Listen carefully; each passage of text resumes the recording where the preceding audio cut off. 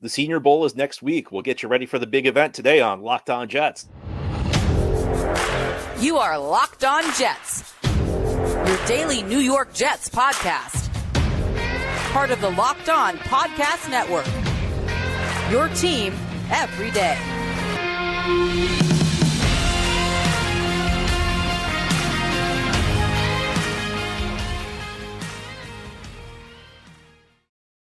Welcome. This is the Locked On Jets podcast, part of the Locked On Podcast Network, your team every day. It's Friday, January 26th, 2024, and I'm your host, John B. from GangGreenNation.com. Thanking you for making the show your first listen or first watch every day. Subscribe to the show for free on YouTube or wherever you get your podcasts so you'll get new episodes as soon as they're posted. If you enjoy the show and are listening on a podcast source, give it a 5-star review. And if you're watching on YouTube and enjoy the show, give this episode a big thumbs up. Helps us out, helps other Jets fans find the podcast. Today's episode is brought to you by FanDuel. Make every moment more. Right now, new customers can get $150 in bonus bets guaranteed when you place a $5 bet. Visit FanDuel.com/lockedon to get started.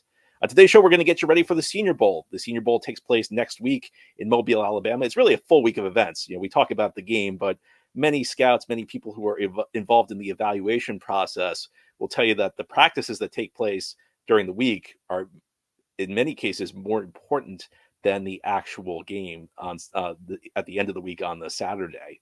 Now, if you're not familiar with the Senior Bowl, it's one of the college all-star games. At this point in the calendar, as you're probably aware, the college football season has ended. The national champion has been crowned.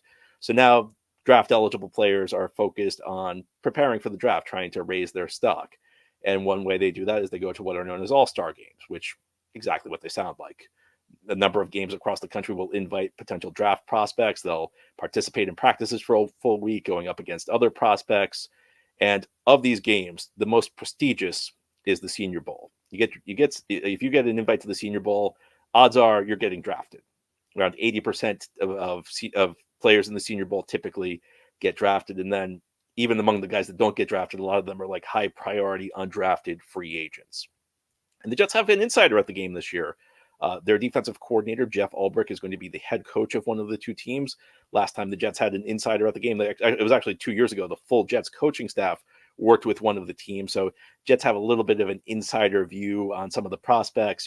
Even though Ulbrich's a defensive coach, I'm sure the guys on the offensive side of the ball will ask him to take a look at some of the key prospects that he's working with. Maybe they'll ask Ulbrich to run a few drills and report back, an opportunity for the New York Jets to improve. And there's a good chance that you'll see a number of players the Jets will draft eventually, come the spring. They'll be in this game and they'll be in the practices through the week in Mobile, Alabama. Now, I tried to look through recent Jets history to find out whether there was any significance to guys going to the Senior Bowl. And for the most case, the answer is no. Do the Jets draft players at a much higher or much lower rate than your typical team when we're talking about Senior Bowl prospects? Again, the answer is pretty much no. Roughly 40% or so of the top 100 players play in the Senior Bowl. So I looked through Joe Douglas's tenure, and Joe Douglas has drafted in the first 3 rounds the Senior Bowl player about 36% of the time, a little bit more than that. So that's versus a rate of 40%. Not a huge difference there. In general, again, 45% of the players in this game get drafted. Overall, the Jets draft a Senior Bowl player about 43% of the time. About 43% of their draft picks played in the Senior Bowl. So, again, I don't know if there's necessarily a big significance there. Jets, draft a Senior Bowl player about the same rate as the rest of the league. Although there were a couple of things that stood out to me. The first one is, we talk about Jeff Ulbrich getting an insider's view. Well, it's worth noting that the last time, again, the Jets coaching staff was part of the Senior Bowl was 2022. That was, of course, the famous draft year where the Jets got Sauce Gardner, Garrett Wilson, Breece Hall in the first 2 rounds. They also drafted Jermaine Johnson in the first round. Well, that year, when the Jets had all these early picks, 3 of their 4 guys, and in fact, the best 3 guys did not participate in the Senior Bowl. Now, those were Garrett Wilson, Sauce Gardner, and Breece Hall. Jermaine Johnson did, but, he's clearly a cut below, even though Jermaine Johnson's turned into a good player. Bit of a cut below the other guys. So it shows you that you can't go too crazy with the evaluations. And in fact, a lot of the top receivers and offensive linemen are not going to be part of this game. That they've skipped the Senior Bowl. And that's another thing to understand is when you're picking in the top 10, you're picking the premium prospects. And guys of that caliber, a guy who's projected to go to the top 10 right now can do more damage than good by participating in some of these preparation events like the Senior Bowl and the Combine. So a lot of like the top guys, like Marvin Harrison Jr., Malik Neighbors, Rome Odunze, these are guys who are not necessarily taking part in the Senior Bowl. Joe Alt, the tackle from Notre Dame's not going to be in the Senior Bowl. So it wouldn't be surprising to see the Jets take somebody who's not in this game. I think there's one potential guy the Jets could draft at 10 if they stay at 10 who's in this game. I'll tell you who that is in a bit. But you don't want to overstate the likelihood of the Jets drafting a player early in the Senior Bowl. Here's the other thing that's interesting. I kind of looked at this position by position, and of course we know the Jets drafting this year is probably going to be heavily focused towards two positions, the offensive line and the wide receiver group, because Jets are trying to turn this thing around on the fly next year with Aaron Rodgers at quarterback, and those are the two groups that they really need to improve to help Rodgers around. So there's not the sample size is not that great when we're talking about Joe Douglas because he's only run 4 drafts, but more often than not, when he's drafted a wide receiver, that guy has not played in the Senior Bowl. Denzel Mims did. Garrett Wilson did not. Elijah Moore did not. The numbers become even more stark when we talk about the offensive line. Joe Douglas's draft, Mitchell was the only one who played at the Senior Bowl that year. Now, of course, as I mentioned, Jeff Ulbrich does have kind of an in this year. He is coaching one of the teams. And while the Jets did not draft many guys early in 2022, it is worth noting that the guys they took after the second round primarily played in the season that year. Jeremy Ruckert did, Max Mitchell did, Michael Clemens did, and Jermaine Johnson did. So while I don't think playing in the Senior Bowl is another prerequisite to the Jets drafting a player, it does seem likely that the Jets getting to work with these guys, getting to see them up close, even if they weren't necessarily on the team the Jets coaching staff was coaching that year, it probably played into the evaluation. It probably told them who they wanted to draft, who they didn't want to draft. So I don't want to completely dismiss the idea that it's going to be important, because it is going to be important. Again, the Jets, if you look through Joe Douglas's tenure, it's not quite half the time, not quite half the players they drafted have participated in the Senior Bowl, but just about, just under half. So there's it's all a virtual guarantee that some of the players the Jets will draft in the upcoming NFL draft will play this weekend. So it's an opportunity to watch these guys practice. It's an opportunity to see up close how they prepare. It's an opportunity to speak with these guys, opportunity to see how they go against elite competition, which you don't always face in college. Lots of different aspects to the Senior Bowl. Senior Bowl puts a lot on the table. At the same time, part of me wonders whether maybe the Senior Bowl can be a little bit overrated. As we continue on this Friday edition of the Locked On Jets podcast, I'm going to try and tell you what the Senior Bowl can do and how it's easy to overthink these things and come away with the wrong conclusions in the week ahead. That's as we continue this Friday edition of Locked On Jets.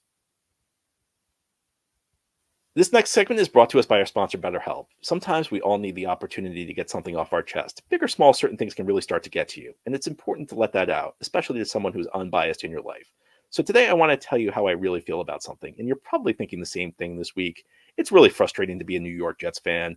The 2023 season began with so much excitement after the Aaron Rodgers trade, and the Jets did not deliver. And part of it was injury, but part of it was things that make you doubt the people running this team, and they're still running this team this offseason. I'm not really all that confident in Robert Saleh and Joe Douglas right now. And I'm sure you feel the same way. But we also know that football is football. It's just a game. It's not real life. A lot of us face challenges in real life, and you should know that therapy can be different for everyone. Most of us have bigger problems than our favorite sports team, and it's important to get things off your chest every once in a while. If you're thinking of starting therapy, give BetterHelp a try. It's entirely online, designed to be flexible and suited to your schedule. Visit BetterHelp.com/lockedon to get 10% off your first month. That's BetterHelp, HELP.com/lockedon.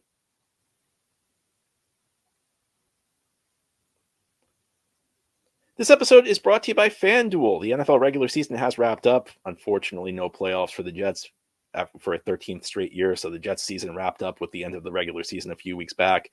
But there is still time to get in on the action with FanDuel, America's #1 sportsbook.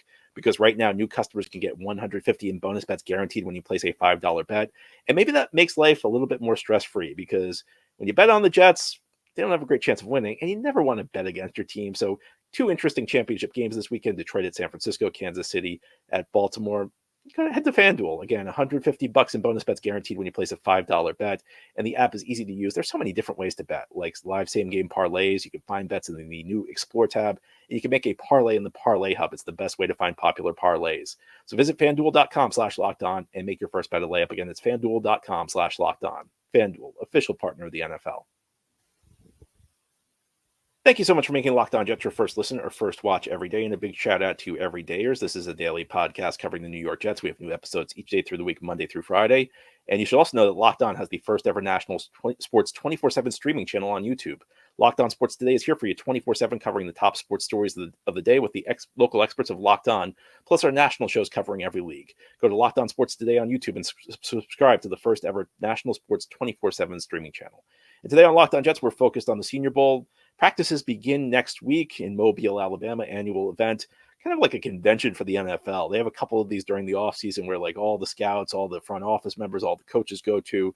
The next one will also be a draft-related event. That will be the NFL scouting combine a little bit down the road. But Senior Bowl, it's a big week, and many talent evaluators will tell you that while the game gets a lot of the focus, what happens on the practice field between Monday at the end of the week tends to be more important in the evaluation process. Now, I think sometimes the Senior Bowl gets a little overrated. In fact, I think we've reached a point, and part of this is just due to how much content we have, where every single thing's being scrutinized. And the thing I really don't like about the draft process is how there's just too much content out there. And I mean, I don't mean to any disrespect to content creators, but what you'll see this week inevitably is I don't know if you call it a tweet or an X these days, but somebody will put out a video on social media of like one rep, and it will be used to prove that some guy's a great prospect or some guy's really struggling. And one of the things I've noticed over the last couple of years is that if you look through like the lists of various media sites of winners and losers each day, you'll get completely different players. It seems like there's no real consensus on what these guys are doing, the caliber of the performances, and it's difficult to keep track of everything going on. Even though these things are televised right now, I mean, they do televise the Senior Bowl practices. It's difficult to get a sense of what everybody's doing because there are drills happening concurrently. Drills at one position are happening the same time as drills at another, so nobody can really watch everything that's happening full time. And I think that there's a lot of content out there that's not really representative of where things fall in the draft process. The Senior Bowl does matter. I'm not going to come here and tell you that the Senior Bowl is irrelevant. A lot of people think the combine doesn't matter. I wouldn't even tell you the combine's irrelevant. The Senior Bowl has great players going up against great players, draft pick versus draft pick. And of course, you use the data you get at the Senior Bowl to try and judge things. But you should also remember that guys are being used in different roles. There might be a guy who really hasn't, maybe a running back who hasn't really run receiver routes, and the coaches may try him out in some receiver drills. There's some guys who may be taking on a new role. So these things can tell us something about how quickly a player can adapt to a new role, but it doesn't necessarily tell us how good the player will be long term. The other thing I'll note is, these are days of practice. And I always make this point during training camp. I make this point during the offseason program for the pros, but it's also true of the college players. You can't completely dismiss what happens on the field in the Senior Bowl because, again, you're going up against the best. And a lot of guys don't face the best every day on their college team. But we do need to put it into context. These are just days of practice. If a guy had like a bad day of practice in October, you wouldn't think it would really impact his draft stock all that much. But a guy could have a bad day of practice at the Senior Bowl, and people are acting like the thing has changed now, and they'll start panicking. And a guy could dominate the Senior Bowl practice, and people will act like, wow, this guy's draft stock skyrocketed. These guys do have multiple years of film on them. So I think that while the Senior Bowl does matter and while you should contextualize everything that happens, I do think there is, and this is true in a lot of areas, in sports analysis, there's a lot of recency bias where people are only focused on the latest thing that happened and they ignore all the other data that precedes it. Now, I think there are some players for whom the Senior Bowl matters more than others, and those tend to be the smaller school guys. And I'm talking about especially guys below what's known as the football bowl subdivision. That's like the top level of college football. But I think it's also important for guys who played outside of what are known as the Power 5 conferences, which I guess will become the Power 4 conferences next year. I'm talking about the SEC, the Big 10, the Big 12, the ACC, the Pac-12, which is going away. There'll be the other four will be the Power 4 conferences. But the reason I think the Senior Bowl does matter for these guys, and maybe I put a little bit more stock into the practices with them, is when they play games, they're not playing against NFL caliber athletes for the most part. They're not playing up. They don't really have many opportunities to showcase their skills against draft caliber prospects. Now, that's true of players even in the major conferences. But if you're in the major conference, odds are you're going to run into an opponent a couple of times a year who is a draft prospect. So you'll be able to showcase your ability against the best. Whereas the guys at the smaller schools, the guys at the below the Power 5 conferences, and especially the guys below the football bold subdivision, they're going up against the guys they just physically dominate. So I think there's always a question when you're talking about the smaller school guys. Is he really fast, or is he just going up against guys who are kind of slow? Because the athletes are of a lower caliber at the smaller schools, the opponents. So it's a good chance to contextualize what these guys can do. And if these guys succeed in practice against the top prospects, I think it's a feather in their cap, metaphorically speaking. That's significant. The other thing that's really significant that kind of happens outside the public eye is teams, because they're all there and because so many of the top prospects are here, they get a lot of the interviews done at the Senior Bowl. Now, again, you need to understand what the interviews are. It's a chance for the team to speak with a player, get a sense of who he is as a person, get a sense of what he's all about. If the player has some question marks, if the player has some red flags, it's an opportunity for the player to address them and ease the team's mind. So what's going to happen this week is there are going to be like all these reports. The Jets are talking to this guy at the Senior Bowl. That's not significant. The Jets will speak with every single prospect they're interested in at some point in the draft process. For some of the guys, it will wait until the combine. So the Jets speaking with a guy, that's not necessarily all that significant. Jets are going to speak with a lot of prospects. What is significant and what we won't know is what happens in those discussions, because those discussions will help Jets get a better sense of the player. And sometimes in these discussions, what they'll do is they'll talk about what the player did on the field, and the player will give them a chance to understand, like, maybe if this play didn't look like it went well, what was going through his head, how he's learned from it. It'll also give the player a chance to display that he can understand complex aspects of a system. Sometimes they'll go to the chalkboard and they'll talk about things that they're breaking down. Now, this is tough because we don't know what the end result is, and we won't really know what the end result is until draft day, because this will play a role in the evaluations the Jets make on these players. It'll give them a sense of whether they really want to take a certain player or whether they want to pass on a certain player. And of course, on some level, we'll never really know what happens, but that's the significance of that above all else might be the significance of the Senior Bowl, is the chance for the teams to speak with these prospects. But again, just because the Jets are speaking with one player, that's not necessarily newsworthy. Jets speak with a lot of players. And if just because you don't hear that the Jets have spoken with a player, again, that's not necessarily significant either. Jets may meet with that player at the combine. They may meet with that player later on in his pro day. There's a long way to go. So that's a sense of what the Pro Bowl is and what the Pro Bowl isn't. Now let's get to the players to watch. As we continue on this Friday edition of the Locked On Jets podcast, I'm going to give you a couple names to watch, a couple guys who could be intriguing options for the Jets at various points of the draft, and I'll tell you who they are continuing this Friday edition of Locked On Jets. This episode of Locked On Jets is brought to you by PrizePicks. PrizePicks is the largest daily fantasy sports platform in North America. It's the easiest and most exciting way to play DFS. It's just you against the numbers. Instead of battling thousands of other players, including pros and sharks, you pick more or less than on 2 to 6 player stat projections and watch the winnings roll in. And with basketball season here, now you can have combo projections across football and basketball from the Specials League. This is a league created specifically for combo projections that include 2 or more players from different sports or leagues. For example, you can take LeBron James and Travis Kelce at a 10.5 combo of 3-pointers made in receptions. And PrizePicks now offers a reboot policy, so your entries stay in play even if one of your players gets injured. For football and basketball games, if you have a player who exits in the first half and does not return in the second, that player is rebooted. And PrizePicks is the only daily fantasy sports platform with this injury insurance policy. Go to prizepicks.com/LockedOnNFL and use code LockedOnNFL for a first deposit match of up to $100. Again, go to prizepicks.com/LockedOnNFL and use code LockedOnNFL for your first deposit match of up to $100. That's PrizePicks. This is the Locked On Jets podcast here on this Friday. We're talking Senior Bowl. It's next week in Mobile, Alabama. The practices get underway early in the week, and then the game will be a week from tomorrow. Which players should Jets fans keep their eyes on? Difficult question to answer, because a lot of the guys in this game are going to be day 2, day 3 picks. And once you get later into the draft, need plays less of a role. I think teams still will focus on spots where they have fewer quality players, because a position where you're thinner, the guy you draft later on has a better chance of making your team. But in the early part of the draft, the top 10, where the Jets pick, a lot of the top receivers and a lot of the top offensive linemen are skipping the Senior Bowl because they're already top prospects. So playing in the game might hurt more than it helps. I think if the Jets do stay at 10, the most likely Senior Bowl player they would pick would be an offensive lineman, a tackle from Oregon, Talisa Fuaga.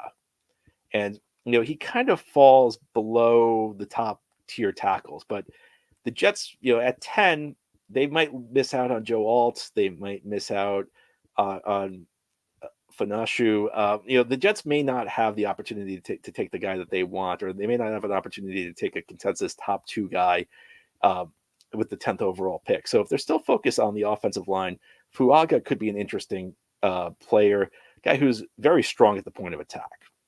That's one of the things I like in the NFL when we talk about prospects on the offensive line. I like guys who move people, because you got to have a nasty streak to play offensive line in this league. It's a very physical position, and it doesn't always work out. Mekhi Becton was a guy who just was a road grader in college, and obviously it hasn't really worked out that way in the NFL, in part due to injuries. But I think he'd be an interesting pick. I'm not sure exactly how I feel about him at 10. I might be at a point where I'd hope the Jets would trade down. But again, we know pick 10 is probably going to be a wide receiver or a tackle. An opportunity to watch a guy who the Jets at least conceivably could pick in the first round. And I don't think there are many other players who are very likely who the Jets could select with that pick, because we know it's going to be one of those 2 positions, and the other guys who are the top tier players at those positions are not taking part. So that's a guy, if you're looking for someone who could go at 10, that's who I'd have my eye on. A wide receiver, not a guy I'd expect the Jets to pick in the first round, but somebody who, if he falls to their 3rd round pick, might be an option. Malachi Corley out of Western Kentucky. And, I look at this guy, I feel like this is a Joe Douglas kind of wide receiver. And I don't mean that in a loaded way. We just know what styles Joe Douglas really likes. And one thing we know, Joe Douglas likes guys who look explosive. We know he likes receivers who are big, but we know Joe Douglas loves guys who are explosive. Now, Malachi Corley's not that big, but he's a guy who, and part of whether the Jets would be interested will come down to whether or not Corley does well at the combine, because Douglas is a big combine guy. But Corley is a guy who's a playmaker with the ball in his hands. He's not necessarily the most refined receiver when it comes to his route running, but he's a playmaker. And what do the Jets need on offense more than anything? Well, we can talk about the wide receiver position, but having good wide receivers is kind of a means to an end. The reason you want to have good wide receivers is that they have playmaking ability, that they can move, they can not only move the chains, but they can make big plays for your team. Because what was really missing from the Jets offense this year was the ability to hit the home run. I think outside of Breece Hall, nobody really has it. And that's true of even Garrett Wilson. I think is more of a chain mover, guy who can work the intermediate game, but not really a guy who has the ability to hit the 80-yard play. And one of the biggest reasons the Jets struggled on offense this year that was under the radar is just the lack of home run ability. In the NFL, it's very difficult to string together 9, 10, 11, 12 successful plays in a row. One bad play can stall a drive. So you got to have some chunk plays put in there. Now, why do I put Corley above other guys? Well, it goes back to what I talked about before. He played at Western Kentucky, kind of a smaller school, didn't really go up against the elite of the elite. So for somebody like this, I think the Senior Bowl is more important than it is for prospects from the power conferences, because the power conference guys at least have film against probably a couple of guys who are draft prospects. This is Corley's opportunity. And I know Western Kentucky, played a couple of decent teams on their schedule, but this is an opportunity for Corley to really showcase his game. And then a smaller prospect, a really small school prospect, a running back out of New Hampshire, Dylan Laub. And the reason I'm interested in him is, I don't think the Jets will draft a running back early, but the Jets running back room could use some improvement. And Laub, at least according to current projections, guy who likely to go maybe day 3. And I think that's probably the point where a running back makes sense for the Jets, because you have Breece Hall, and after him, you don't really know what you have. You have Izzy Abanikanda. I mean, who knows how good he is. Really didn't look that impressive in the limited opportunities he's got. Laub is interesting to me because he's a guy who's more than a running back. In today's NFL, the receiving skills are becoming more and more prevalent out of the backfield. And especially having a quarterback like Aaron Rodgers there, you need running backs who can catch. Now, we know what Breece Hall did as a receiver this year. Breece Hall's a quality, Breece Hall was among the league leaders in the NFL position, catching the ball out of the backfield. I'd actually like to see those numbers go down next year, because part of the reason Breece Hall had so many catches was the Jets didn't have any receivers to throw to. But with a quarterback like Aaron Rodgers, and Breece can't take 100% of the snaps, with a quarterback like Aaron Rodgers, you need running backs who can catch the ball, who can make plays out of the backfield. And that's because Rodgers is so smart. Rodgers is a quarterback through his career who's been known for just being willing to check the ball down. If it's not there, he's not going to force it. That's one of the reasons Rodgers has been so prolific without throwing a lot of interceptions. Rodgers will just take the 5-yard gain with a little dump off to the running back. But what makes Laub really interesting is that New Hampshire kind of used him as a hybrid type guy. They used him running wide receiver routes. And I mean, I don't know, maybe I'm giving Nathaniel Hackett too much credit because Nathaniel Hackett's not the most creative guy in the world, but in the NFL, the hybrids, they're kind of gaining prevalence. Guys who, running back you can put in the slot. And a running back you can put in the slot is valuable because it allows you quarterback to make better pre-snap reads. Because if you motion him out of the backfield into the slot and a running back follows him out there, a linebacker follows him out there, it's a giveaway that it's man coverage. Where if somebody just kind of bumps out, if somebody's kind of wide and he bumps out a little bit wider to take the guy in the slot, that's a sign that there's zone coverage. So players like this can kind of help your team out. But again, Laub's got to show he can do it against premium competition.